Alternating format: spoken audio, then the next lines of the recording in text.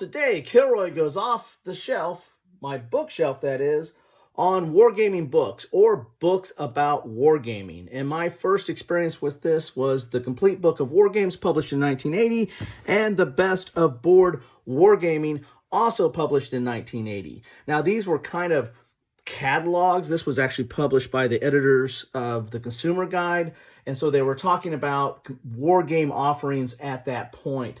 They went into some history of the game. The Complete Book of War Games went into some history of wargaming and talking about miniatures and its development and, you know, topics that are in wargaming, but they really kind of got into talking about the games themselves that were available on the market. Now, note, this is 1980, so you're talking about, you know, a few decades of war games that have been on the market, about 3 or 4 decades of war games that have been on the market. Today, you get a lot of the same information on Board Game Geek or Console World or other places. And so the need for a bound volume or catalog is not as necessary. But so this again talked a little bit about the history of wargaming, but then had these reviews of games that talked about key features and balance and gave it an evaluation.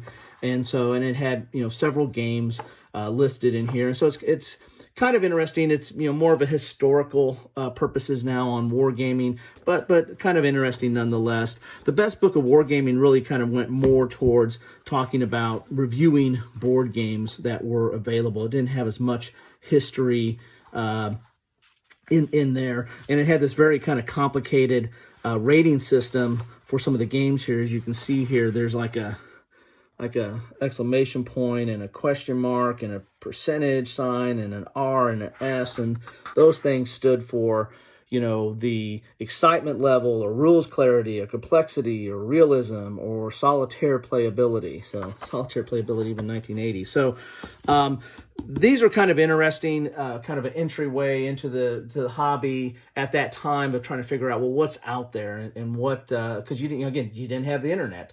And you might have some magazines like The General or some stuff like that you might be able to learn a little bit about war games. But, you know, these were kind of a point-in-time source for that. Other books in my collection are these two I'd like to talk about. Most notably, this one, Zones of Control. This came out just a few years ago, and this one is Perspectives on Wargaming and really goes into the history of wargaming and different aspects of wargaming. And it really has different chapters that are dedicated to, you know, sometimes specific games or systems. And they talk about like war engines, the engine of wargaming, design for effect. And then they talk about certain games and their either their mechanics or what they're trying to model or how they simulate certain aspects of warfare or what they mean to the hobby or the development of the hobby. And it talks about all kinds of different topics and is, you know, an excellent read, I found. If you're a war gamer and have interest in like the history of the hobby and how some games development or where different mechanics are going, then you know, this is to me this is a must read or at least take a look at, and that's Zones of Control. Playing at the World here by John Peterson. This is more of a kind of breaking down the simulation of wargaming, you know, kind of taking it from, as I said, he goes from chess to fantasy adventures to role-playing games. You know, this goes and talks about various different games and gaming systems and how they, you know, simulate warfare and simulation in general. And so this is a little bit deeper dive into simulation, but also a really good read if you're interested in, you know, and the aspects of mechanics and how you simulate certain events through history and in the wargaming aspect. I would be remiss if I didn't bring up Philip Sabine, I probably pronounced that wrong, who is a professor in the UK on wargaming, and he has this book here, Simulating War, Study Conflict Through Simulating Games, and this actually has games in it. It has some games that you can kind of pull out if you don't want it, or I think there's like print and play type aspects if you want to get that online.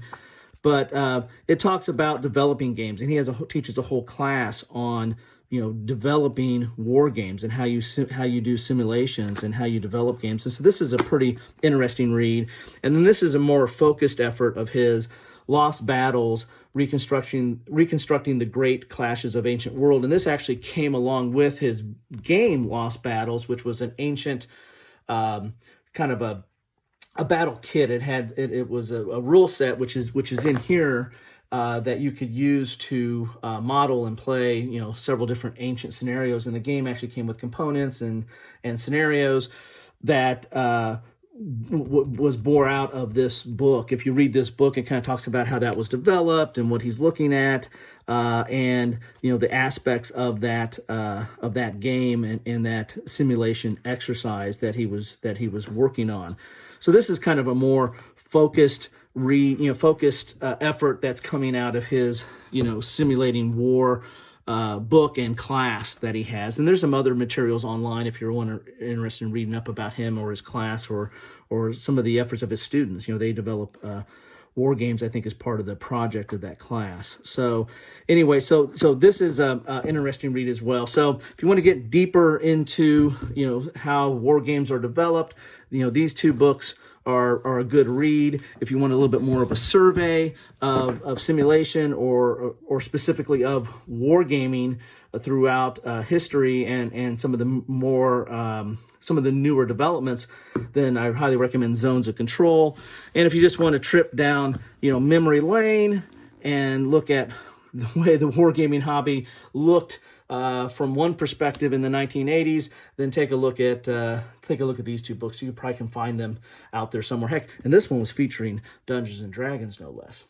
That's what I have for today.